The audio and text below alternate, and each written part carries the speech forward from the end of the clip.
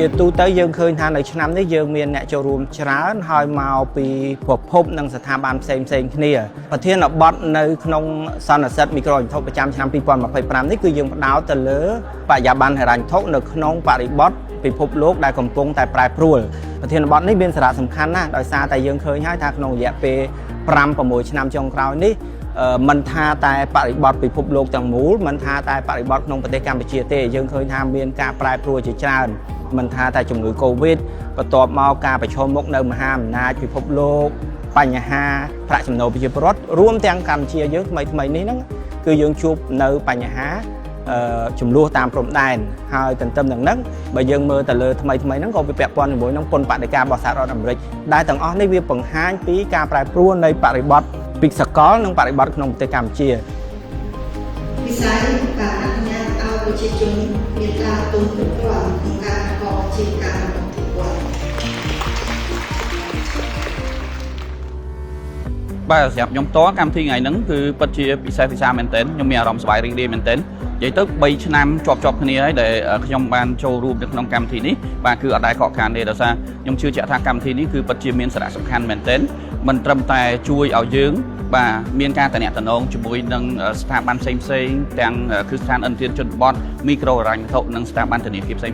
ក៏ដូចជាជាមួយនឹងនិយាតករក្រុមហ៊ុនបច្ចេកវិទ្យាផ្សេងដែលយើងអាចស្គាល់ពួកគាត់បាទហើយនឹងការនៅតំណែងរបស់ពួកគាត់ហើយនឹងការសហការគ្នានៅពេលថ្ងៃអនាគតផងដែរសម្រាប់ការចូលរួមថ្ងៃនេះខ្ញុំទទួលបានច្រើនតាក់ទងជាមួយនឹង topic ដូចជាស្ថានភាពហិរញ្ញវត្ថុក៏ដូចជាស្ថានភាពសេដ្ឋកិច្ចថាតើសេដ្ឋកិច្ចរបស់ប្រទេសយើងនៅក្នុងឆ្នាំនេះក៏ដូចជាឆ្នាំបន្តទៀតនឹងមានស្ថានភាពរបៀបម៉េចជារួមមកចំណេះដឹងដែលខ្ញុំទទួលបានទី1តាក់ទងមួយស្ថានភាពសេដ្ឋកិច្ចរបស់កម្ពុជាយើងថាតើលុបឡាយរបៀបម៉េចបញ្ហាប្រឈមនានាក៏ដូចជាតើយើងត្រូវមានយុទ្ធសាស្ត្ររបៀបម៉េចដើម្បីអភិវឌ្ឍនៅក្នុងវិស័យហិរញ្ញវត្ថុរបស់យើងតាក់ទងជាមួយនឹងសន្និសីទនេះខ្ញុំគិតថាមានសារៈសំខាន់ជាច្រើនដោយសារតែពេលដែលពួកគាត់អញ្ជើញចូលមកទីមួយពួកគាត់អាចដឹងតាក់ទងជាមួយនឹងស្ថានភាពសេដ្ឋកិច្ចរបស់ប្រទេសកម្ពុជាយើងហើយបន្ទាប់មកគាត់អាចជួបគ្នាដើម្បីនិយាយគ្នាថាតើមានបញ្ហាប្រឈមនានាអីខ្លះនៅក្នុងស្ថាប័នរបស់គាត់អាចចែករំលែកចំណេះដឹងហ្នឹងក៏ដូចជាការអនុវត្តល្អៗរវាងគ្នានឹងគ្នាសម្រាប់សាររបស់ខ្ញុំគិតថា Gen Z គាត់បកកែខាង technology ក៏ដូចជា creativity ប៉ុន្តែ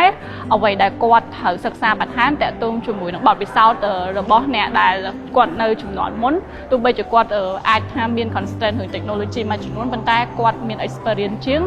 ហើយគាត់គួរតែ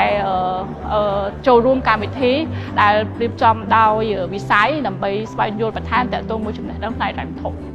ញ្ចឹងយើងសូមអំពាវនាវឲ្យអ្នកដែលធ្វើការនៅក្នុងវិស័យហិរញ្ញវត្ថុអ្នកដែលមានអាជីវកម្មពាក់ព័ន្ធហ្នឹងអញ្ជើញចូលរួមក្នុងកម្មវិធីនេះរៀងរាល់ឆ្នាំដែលគាត់អាចស្វែងរកព័ត៌មានបន្ថែមតាម Facebook Page របស់សមាគមមីក្រូហិរញ្ញវត្ថុកម្ពុជាឬក៏តាមគេហទំព័រក៏បានដែរក៏យើងមានដល់ព័ត៌មានជូននេះដែរអញ្ចឹងនេះជាវេទិកាដែលធំជាងគេនិងជាឱកាសសម្រាប់ភ្ជាប់ទំនាក់ទំនងនិងស្វែងយល់ពីនិន្នាការក៏ដូចជាអនាគតនៃវិស័យមីក្រូហិរញ្ញវត្ថុផងដែរ